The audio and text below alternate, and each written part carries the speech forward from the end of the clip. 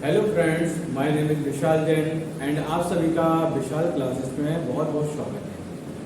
आज हम कक्षा 9 की गणित का पहला अध्याय शुरू करने वाले हैं। पहले अध्याय का नाम है संख्या पद्धति। तो चूंकि आज पहली क्लास है, ठीक है, तो हम इसे सबसे पहले बेसिक समझेंगे। तो बेसिक सम से शुरुआत करते हैं, ठीक है। तो आपको अध्याय 1 संख्या पद्धति में संख्याओं के बारे में पढ़ना है और दशमलव प्रसाद के बारे में भी पढ़ना है, ठीक है। तो एक एक करके हम इनको समझने की कोशिश करते हैं।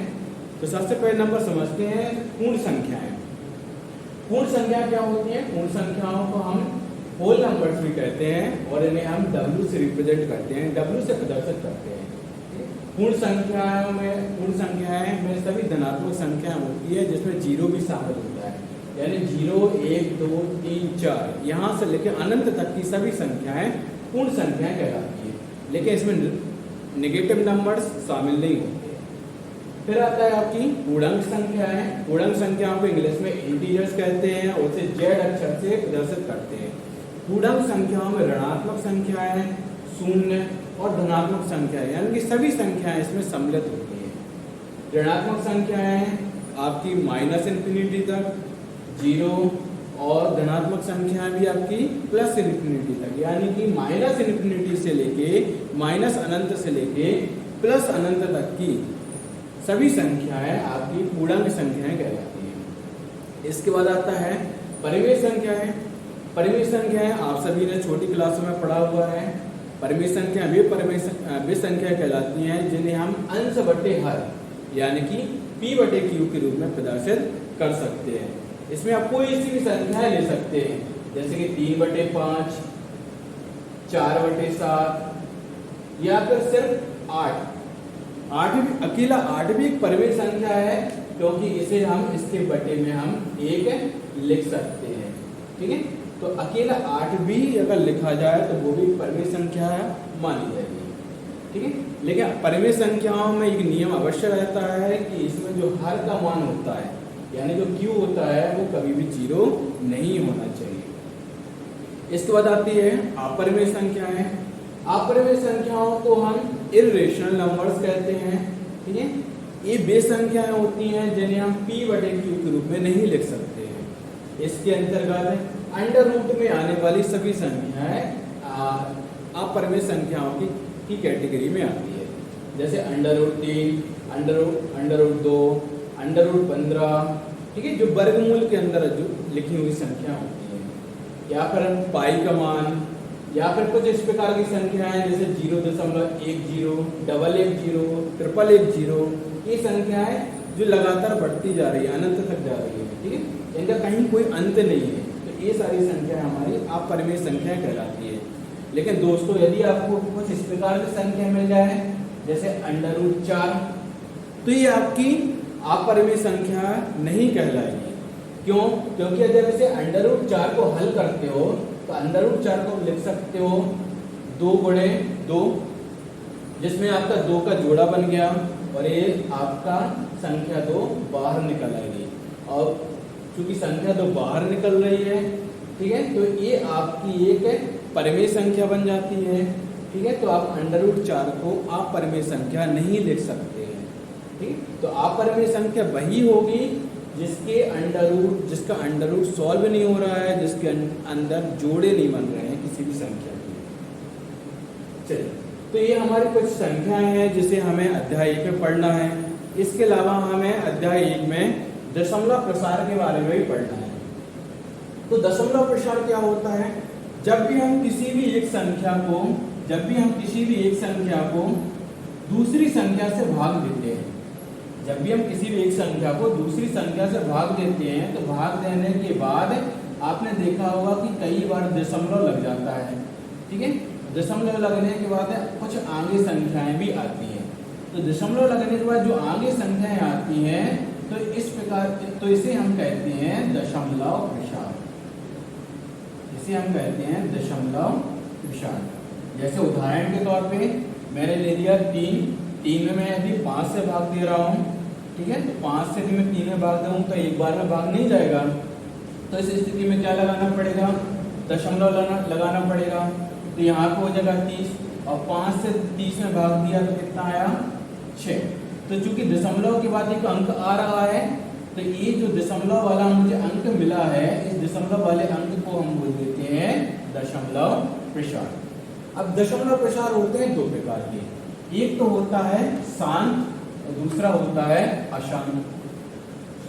शांत दशमलव प्रसार वो कहलाता है जिसका एक अंत होता है। जैसे 1/2, जब मैंने 2 से 1 में भाग दिया तो भाग कितना गया 0.5 बार गया, यानी दशमलव लगने के बाद भाग 5 बार जाता है और यहाँ पे जाके भाग पूरा हो जाता है। तो ऐसे दशमलव प्रसार को हम शांत दशमलव प्रसार कहते हैं। जबकि अशांत दशमलव प्रसार वो होता है जिसका कोई अंत नहीं होता, जो लगातार अनंत तक चलता रहता है। ऐसे प्रसार को हम अशांत दशमलव प्रसार कहते हैं। इन्हें हम दो भागों में बांट सकते हैं, एक तो होता है अनबसानी आवर्ती और दूसरा होता है अनबसानी अनावर्ती। अनबसानी आवर्ती ये कौन से कहलाते हैं?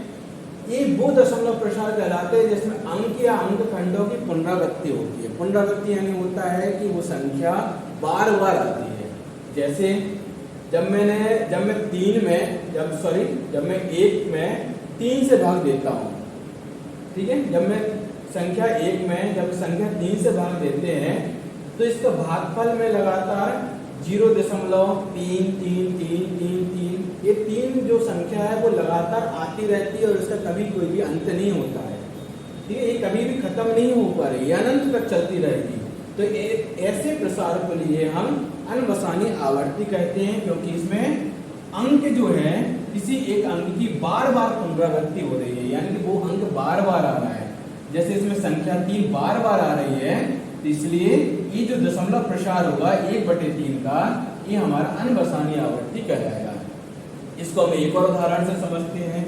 जैसे कि 1/7, जब मैं संख्या 7 से संख्या 1 में भाग देते हैं तो आपका भागफल कुछ इस प्रकार से मिलता है, जिसमें 0.142857 आगे भाग देते हैं तो फिर से 142857। ये कुछ अंक खंड है जो मुझे बार बार मिल रहे हैं और यही अंक खंड मुझे लगातार अनंत तक मिलते रहेंगे, इनका कभी भी कोई अंत नहीं होगा। तो जब भी किसी अंक की या किसी अंक खंड की बार बार पुनरावृत्ति होती है, यानी वो बार बार वही आते हैं, तो ऐसे दशमलव प्रसार के लिए हम अनबसानी आवर्ती कहते हैं। और दोस्तों इसे याद रखना, अनबसानी आवर्ती को हम हमेशा परिमेय संख्या के रूप में भी व्यक्त कर सकते हैं, यानी कि इनको हम परिमेय संख्या के रूप में लिख सकते हैं। चलिए अब इसका दूसरा प्रकार देखते हैं, अनबसानी आवर्ती अनावर्ती।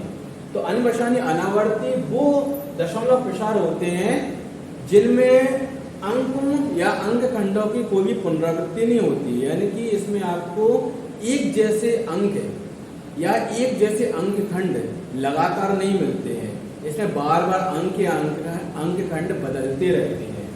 ठीक है, जैसे कि √2 का जब हम प्रसार करते हैं तो हमें मिलता है 1.4142135 इस प्रकार से अनंत तक बढ़ता रहता है। और दोस्तों आप इसमें देख रहे होंगे कि इसमें किसी भी अंक की कोई भी अंक आपका रिपीट नहीं हो रहा है, कोई भी अंक बार बार एक ही प्रकार का अंक नहीं आ रहा है। तो इस प्रकार के दशमलव प्रसार को हम अनबसानी अनावर्ती कहते हैं। और अनबसानी अनावर्ती हमेशा एक अपरिमेय संख्या होती है। तो याद रखने वाली दोस्तों इसमें चीज ये है कि अपरिमेय संख्याओं का जो भी दशमलव प्रसार होता है वो हमेशा अनबसानी अनावर्ती होगा। इसमें किसी भी अंक का रिपीटेशन नहीं होगा, मतलब कोई भी अंक बार बार नहीं आएगा। जबकि जो परिमेय संख्याओं का दशमलव प्रसार होता है वो या तो शांत होगा या फिर उसमें अंक या अंक खंडों की बार बार पुनरावृत्ति होगी। अंकों की पुनरावृत्ति हो सकती है और या अंक खंडों की पुनरावृत्ति हो सकती है। और जिसमें पुनरावृत्ति होती है, चाहे वो दशमलव प्रसार शांत हो या फिर अशांत हो, तो उन्हें हमेशा हम परिमेय संख्याओं के रूप में व्यक्त कर सकते हैं। तो तो दोस्तों उम्मीद करते हैं कि आपके लिए हमारा आज का ये वीडियो पसंद आया होगा।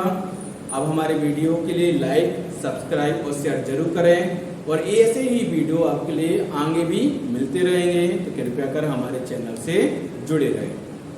धन्यवाद।